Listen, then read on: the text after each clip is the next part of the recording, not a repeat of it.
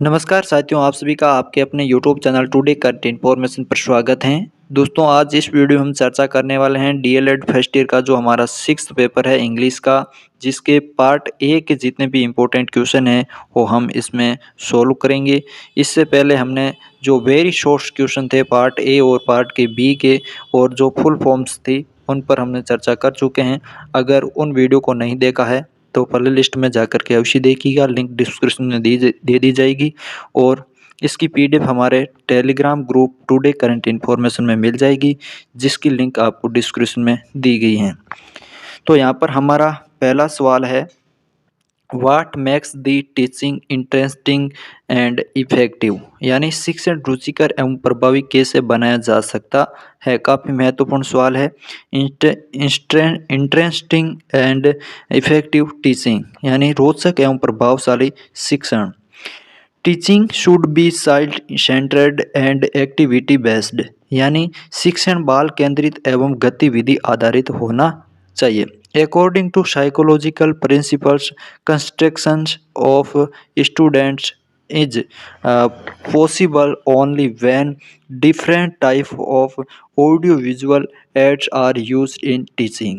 यानी जो ये शिक्षण है वो मनोवैज्ञानिक सिद्धांतों के अनुसार छात्रों की एकाग्रता यानी कंस्ट्रक्शन तब भी संभव है जब शिक्षण में विभिन्न प्रकार के ऑडियो विजुअल यानी दृश्य श्रव्य एड्स यानी संसाधनों का जो उपयोग किया जाए, यूज्ड इन टीचिंग।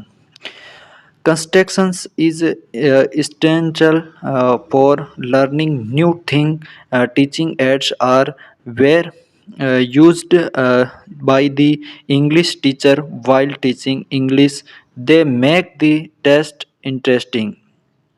अंग्रेजी शिक्षक द्वारा अंग्रेजी पढ़ाते समय शिक्षण सहायक सामग्री का जो उपयोग है वो किया जाता है, जो कार्य को रुचिकर बनाता है यानी इंटरेस्टिंग बनाता है। Effective learning takes place and good achievements are sure to be earned after the provide is over।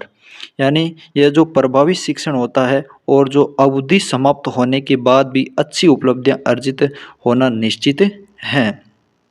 आगे हमारा है gradations of competences functions and structure, यानी दक्षताओं कार्यों और संरचनाओं का उन्नयन।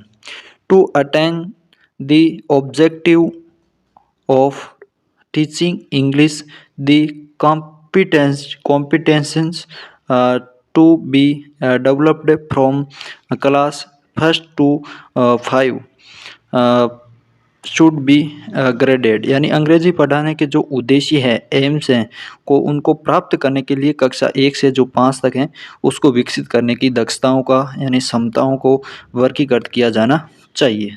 ये जो हमारा प्रश्न 1 के अंदर ही मिलता है। दूसरा सवाल है हमारा कि design an activity on a rhymes for class 5, यानी कक्षा 5 के लिए एक कविता एक जो गतिविधि डिजाइन करें। ये क्वेश्चन 2017 के पेपर में पूछा गया क्वेश्चन है। तो design an activity on A rhyme और क्लास 5, यानी एक जो कविता से रिलेटिव क्वेश्चन है वो हर बार एग्जाम्स के अंदर पूछे जाते हैं। तो ये जो कविता है कक्षा 5 के लिए जाता है। यहाँ पर कक्षा 5 के लिए भी पूछा जा सकता है, कक्षा 1 और 2 के लिए भी पूछा जा सकता है। तो यहाँ पर दे रखा है the activity on a rhymes in designed as follows. The main aim is to develop listening and speaking skills. To organise the activity the following poem is presented, यानी कविता पर गतिविधि इस प्रकार डिजाइन की गई है कि मुख्य उद्देश्य सुनने और बोलने के कौशल को विकसित करना, गतिविधि को व्यवस्थित करने के लिए निम्नलिखित कविता प्रस्तुत हैं। ये जो कविता है तो यहाँ पर कविता है कि I have a dream a song to sing, I have a dream a song to sing to help me cope with anything. If you see the wonder of a fry, tell you can take the future even if you fail. I believe in angles, something good in everything I see. I believe in angles when I know the time is right for me. Class first or to cross the streams I have a dream। यानी यह इस कविता का जो है हिंदी अनुवाद हो जाएगा, मेरा एक सपना है और जो सपना है वो गाने के लिए एक गाना। मुझे किसी भी बात का है जो सामना करने में मदद के लिए। अगर देखोगे परी का कमाल, कहानी आप असफल होने पर भी भविष्य ले सकते हैं। मुझे परियों में विश्वास है, मैं जो कुछ भी देखता हूँ उसमें कुछ न कुछ अच्छा होता है। मुझे परियों में विश्वास है, जब मुझे पता है कि समय मेरे लिए सही है, मैं धारा पार कर लूँगा, मेरा ये सपना है। अगला हमारा तीसरा सवाल है, वो है explain the twofold aim of teaching English, यानी अंग्रेजी शिक्षण के दोहरे उद्देश्य का स्पष्ट कीजिए। Explain the twofold aim of teaching English. तो यहाँ पर आंसर हो जाएगा हमारा कि the twofold aim of teaching English, अंग्रेजी सीखने के दो उद्देश्य।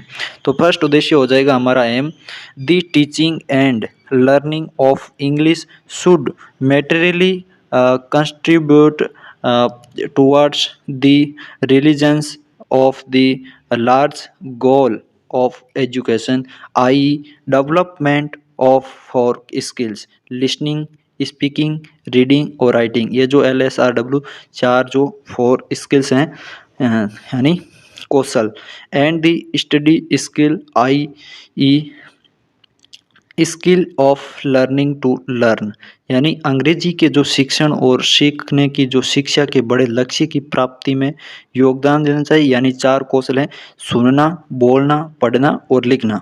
और अध्ययन कौशल यानी सीखने के लिए सीखने का जो कौशल है वो विकास होना ज़रूरी है। अगला हमारा दूसरा उद्देश्य हो जाएगा, the teacher is to be empowered to organize learning activities and employ motivational device in the classroom to encourage the learner to use the language in meaningful situation. The teacher should be capable to adopt such a device which help the learner to acquire various communications purpose. The teacher should ensure maximum involvement of the learner in the teaching learning process.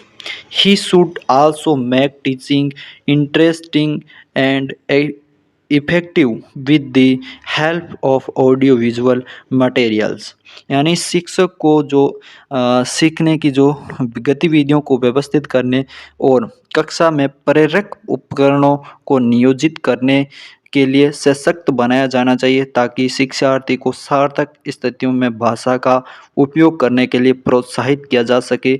शिक्षक को ऐसे उपकरणों को अपनाने में सक्षम होना चाहिए जो शिक्षार्थियों को विभिन्न संचार उद्देश्यों को प्राप्त करने में मदद करें। शिक्षक को शिक्षण अधिगम प्रक्रिया में विद्यार्थी की अधिकतम भागीदारी सुनिश्चित करनी चाहिए। उन्हें दृश्य श्रव्य सामग्री की सहायता से शिक्षण को रोचक एवं प्रभावी बनाना चाहिए। ये थे हमारे शिक्षा के जो 2 उद्देश्य। तो आज की इम्पोर्टेंट क्वेश्चन जो ये थे। तो कैसा लगा वीडियो कमेंट करके ज़रूर बताइएगा और इस वीडियो को अपने दोस्तों तक भी शेयर ज़रूर करिएगा। इससे पहले हमने जो वेरी शॉर्ट यानी बहुत जो छोटे छोटे क्वेश्चन थे उन पर चर्चा कर चुके हैं, उनको ज़रूर देखिएगा। प्ले लिस्ट बनाई गई है और प्ले लिस्ट लिंक भी डिस्क्रिप्शन में दी गई है और इसकी PDF हमारे Telegram group today content information पर आपको डाल दी जाएगी, वहाँ पर इसको देख सकते हो। तो मिलते हैं और भी ऐसे नए क्वेश्चनों के साथ, तब तक के लिए धन्यवाद। जय हिंद, जय भारत।